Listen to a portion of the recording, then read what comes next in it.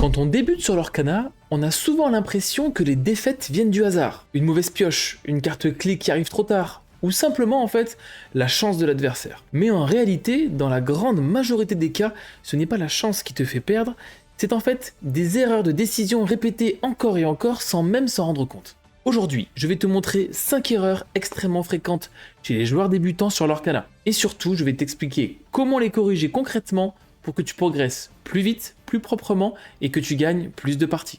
Erreur numéro 1, mal juger sa main de départ. La première erreur, et probablement la plus importante, c'est de mal évaluer sa main de départ. Beaucoup de débutants gardent une main simplement parce qu'elle contient de bonnes cartes.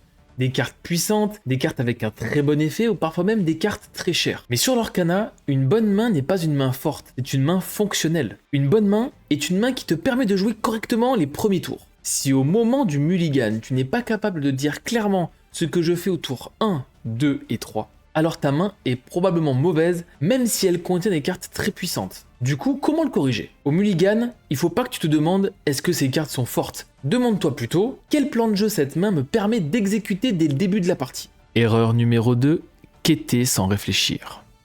Deuxième erreur très fréquente, quêter automatiquement sans réfléchir aux conséquences. Beaucoup de débutants pensent que quêter c'est toujours une bonne décision. Après tout, c'est comme ça qu'on gagne, non? Alors oui. Mais quêter, c'est aussi exposer ses personnages. C'est parfois offrir des échanges gratuits ou favorables à l'adversaire. Par exemple, si tu quêtes avec tout ton board, tu prends un peu d'avance au lore, mais ton adversaire rase le board en un seul tour. Et quoi le résultat? Tu n'as plus aucune présence sur le board, ton avance au lore va disparaître très très vite, et tu te retrouves en fait tout simplement à subir la partie. Comment corriger ça? Avant de quêter, pose-toi toujours cette question essentielle. Qu'est-ce que je perds si mon adversaire a la meilleure réponse à mon board? Erreur numéro 3, mal gérer son encre. Troisième erreur, c'est de refuser d'ancrer certaines cartes par peur de gâcher une carte forte. Résultat, en fait, c'est que tu te retrouves avec très peu d'encre, une main remplie de cartes injouables et aucun vrai choix fait pendant ton tour. Sur l'Orcana, il faut bien comprendre une chose.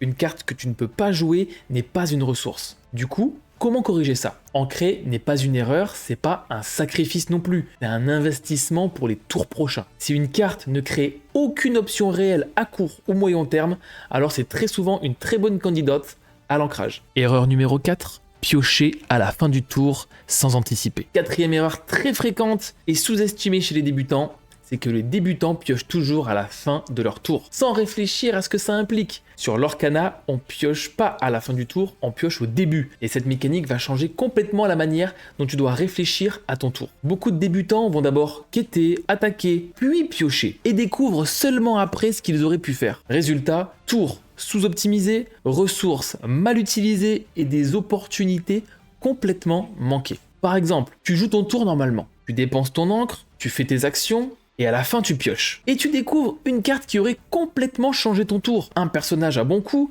une action clé ou une réponse parfaite à la situation. Mais c'est trop tard, ton tour est déjà terminé. Pourquoi c'est une erreur? À cause de cette pioche en fin de tour, chaque décision que tu prends doit anticiper la carte que tu pourrais piocher. Si tu utilises toute ton encre sans réfléchir, tu te prives volontairement d'options potentielles. Les joueurs expérimentés ne jouent pas seulement avec leurs mains actuelles, ils jouent aussi avec la possibilité de piocher à venir. Du coup, comment on va corriger ça? Avant de terminer ton tour, pose-toi systématiquement ces questions. Est-ce que je dois vraiment utiliser toutes mes encres maintenant? Si je pioche telle ou telle carte, est-ce que je pourrais la jouer? Et est-ce que j'ai un intérêt à garder une option ouverte? Apprendre à laisser volontairement de l'encre disponible quand la situation le permet. Optimise ses tours sur l'Orcana, ce n'est pas jouer tout ce que tu peux, c'est laisser de la place aux meilleures possibilités. Erreur numéro 5, ne pas adapter son plan de jeu.